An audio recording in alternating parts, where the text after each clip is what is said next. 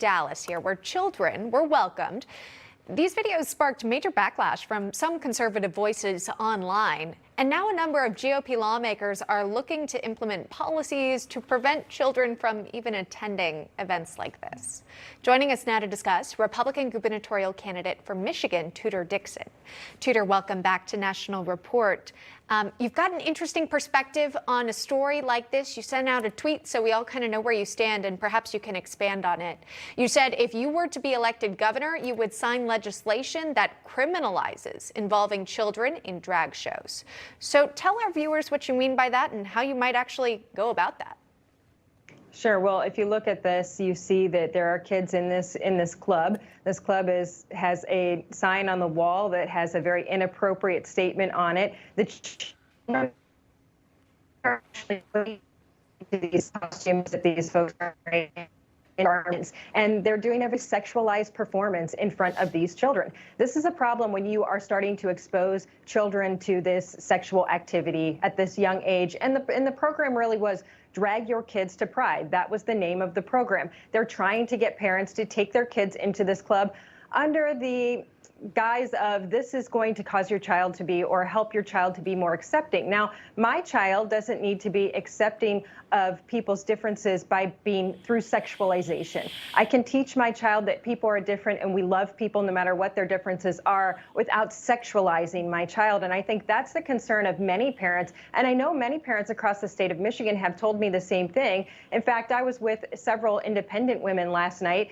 And so these are not Republican women. These are women that vote Republican and Democrat. And they're saying to me, this has gone too far. When you are coming in and saying, we're going to choose what your child sees and we want your child to be over-sexualized, we're done. And we see these parades that are going on. But now in these parades, there's actual nudity. We see people's breasts exposed walking down the street. We saw one of the people in these parades rub their body against a police officer, and the police officer had to try to walk away from this person. These are things that if I were to do this, if I were to take my shirt off and go rub my body up against a police officer, I would be arrested. This is criminal activity. But for some reason, this is being pushed on us.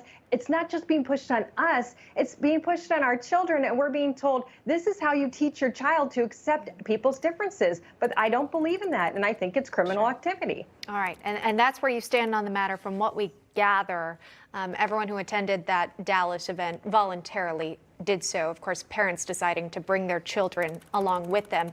Let me talk to you, though, about the state of your race in Michigan, because I know you want to challenge the current governor, Gretchen Whitmer, but it is a crowded field of Republicans who you are facing against. And Michigan's gubernatorial GOP race has gotten interesting, quite frankly. There's been an issue with counting signatures for a number of your competition out there. 3 of them, according to the Michigan Supreme Court, were recently denied, taken out of the race, that being James Craig, Perry Johnson, Michael J. Markey Jr., because it found that some of the signatures that were collected to get them on the ballot were fraudulent. So tell me about the state of the race, what's going on, and how's your campaign going so far? You've got enough signatures, correct?